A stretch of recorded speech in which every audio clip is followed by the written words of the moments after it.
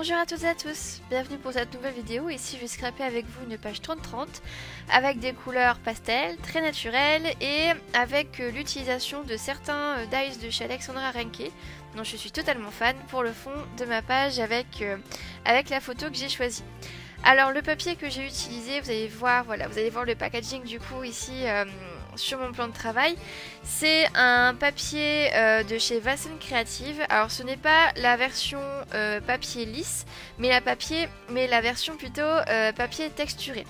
Donc j'avais déjà testé le Vasen Creative en papier lisse que j'avais acheté chez La Fée du Scrap. Donc j'avais énormément aimé travailler avec, puisque le papier est vraiment très blanc et j'aime beaucoup avoir un fond qui est très blanc, très pur entre guillemets pour faire mes réalisations. Donc voilà, parce que je trouve que ça met bien en valeur en fait les embellissements, la page, etc. Et donc du coup j'étais vraiment très ravie de ce papier Vasen Creative en papier lisse, à cause notamment de la couleur mais aussi à cause de l'épaisseur, puisque je trouve que du coup le papier est assez résistant et c'est très agréable à travailler avec. Et là du coup je m'étais dit, j'avais discuté avec des copines et de la famille qui scrapent également. J'ai cette chance là d'avoir mon entourage également qui scrape, et elles avaient acheté ce papier là de chez Vasen Creative, mais pas en version papier lisse mais en version plutôt papier texturé. Et en fait, donc bon là du coup j'ai un peu blablaté, mais vous pourrez revenir du coup au moment où je montre le papier. En fait le papier texturé il a un effet un peu plus naturel je trouve, avec forcément un papier qui n'est pas homogène, qui n'est pas uniforme partout, et je trouve que ça donne un aspect très naturel en fait au papier, tout en ayant une blancheur qui est très intéressante et que j'aime beaucoup. Donc du coup, je l'ai acheté d'abord dans un pack de 5 pour le tester et voir si le papier m'allait. Alors quand j'ai vu un peu l'allure visuellement de ce papier, j'ai eu un petit peu peur, puisque c'est pas un papier que j'ai l'habitude de travailler. Mais après, une fois que j'ai fait une ou deux pages déjà avec, et franchement j'aime beaucoup le rendu, et au niveau du toucher c'est très agréable également. Donc je pense que je vais être une adepte de ce papier là quand je vais vouloir faire par exemple des photos de nature, ou alors même des mini avec des photos nature, de fleurs, etc. Ou même pour le printemps, je trouve ça très sympa. Donc voilà, du coup je me suis bien étalée sur le sujet pour le papier. Et en fait pour cette page, j'ai voulu réaliser un fond avec les dies pinceaux de chez Alexandra Ranke. Et donc pour faire ces pinceaux, j'ai voulu utiliser un peu une note de rose, de différents roses. En fait là j'ai utilisé la palette complexion de chez Prima. Là la couleur que je suis en train d'utiliser, c'est la couleur 41 qui s'appelle Lemonade de la palette complexion. Et ce que j'ai fait en fait, c'est que pour utiliser ces dies pinceaux, je les ai découpés dans différents papiers avec différentes couleurs pour avoir un certain dynamisme en fait au niveau de ma page, et que ce soit pas tout le temps la même couleur. Je trouvais ça intéressant. Donc là j'ai fait un papier, donc là le papier que j'utilise c'est pas un papier aquarelle, c'est un papier multitechnique de chez Paint On, donc celui que j'avais l'habitude d'utiliser. J'ai fait deux petites bandelettes de papier comme ça, de 9 cm d'épaisseur, enfin du moins de largeur, et avec la technique du papier froissé, du papier plastique froissé, j'ai réparti de l'aquarelle un peu ça et là pour faire un effet de gouttes et de taches. Et après, avec les dies de pinceau de chez Alexandra Ranke, je suis venue découper les formes de pinceau dessus en fait, pour avoir les couleurs, et aussi un peu des mouvements aléatoires de taches de couleurs sur les pinceaux. Je trouvais ça très intéressant. Donc au niveau des couleurs que j'ai utilisées, donc je vous ai dit la première feuille que j'ai utilisée c'est la couleur 41 Lemonade de la palette complexion. Et la deuxième palette de couleurs que j'ai, la deuxième couleur que j'ai utilisée, c'est un mélange de la couleur Lemonade 41 et de la couleur Black 12 de la palette complexion. Et ensuite j'ai réalisé une troisième bande de papier avec la couleur cette fois-ci 110 Sage de la palette qui s'appelle Vintage Pastel. Et en fait avec ce vert là j'ai découpé des feuillages toujours d'Alexandra Ranke Donc je vous donnerai les références après. Et là par contre j'ai fait plusieurs couches, donc c'est à dire j'ai fait une première couche, un premier aplat de couleur, j'ai séché et j'ai refait un second aplat de couleur pour que la couleur soit un peu plus intense et qu'on voit un petit peu mieux la couleur.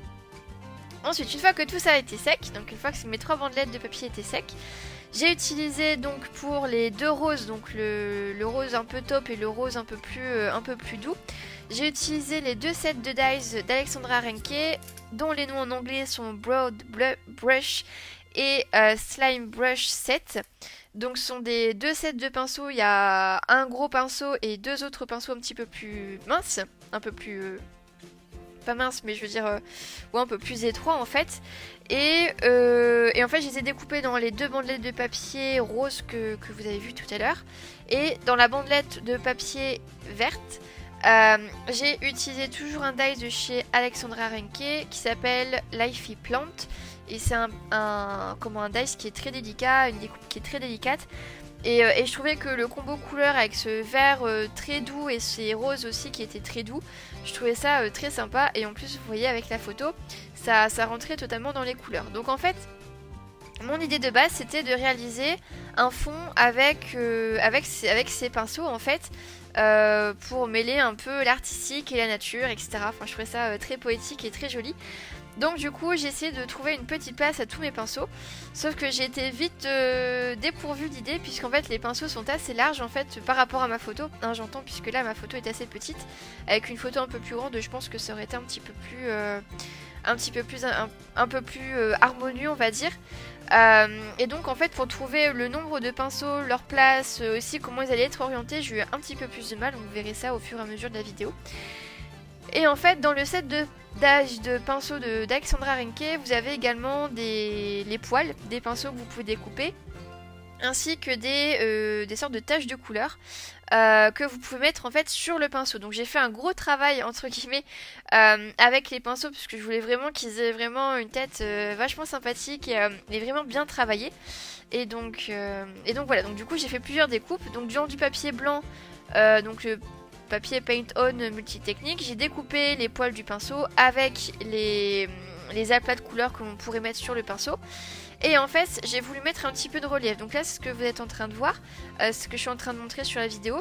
J'ai pris la cartonnette de récupération comme j'ai l'habitude de faire, et sur l'aplat de couleurs, enfin pas sur l'aplat de couleurs mais je veux dire sur certains pinceaux, j'ai mis cette cartonnette en dessous des poils, et donc du coup ça permet de mettre un peu en relief en fait les poils du pinceau, et du coup je trouve que ça met bien en valeur, bien en relief du coup les pinceaux qui sont, enfin que je voulais vous montrer en fait.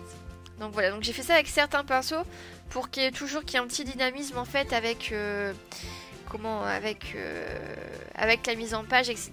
Donc pour certains j'ai mis la cartonnette pardon, et tandis que pour d'autres j'ai laissé totalement plat, comme là je suis en train de le faire.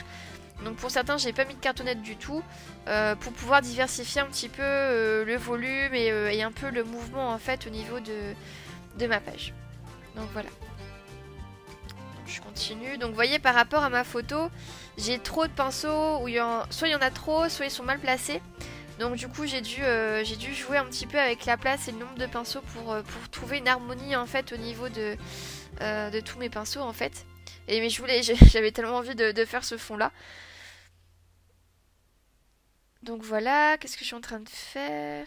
Ah oui, et aussi dans le set de pinceaux, dans les sets de pinceaux, il y a également la partie métallique qui contient en fait les poils des pinceaux, et en fait les parties métalliques, je pensais d'abord les découper dans du papier blanc et mettre de l'aquarelle grise dessus pour les coloriser, sauf que j'ai du papier métallique argenté. Et je m'étais dit que justement mettre du papier métallique argenté ça pouvait être hyper bien au niveau de la thématique de mes pinceaux. Du coup j'ai utilisé ce papier là, et donc du coup vous allez voir que je vais les placer en fait au niveau de mes pinceaux. Et pour un des pinceaux, mais je l'ai pas mis pour cette vidéo, mais je la mettrai pour ma prochaine page, et du coup ma prochaine vidéo vous verrez ça un peu plus tard.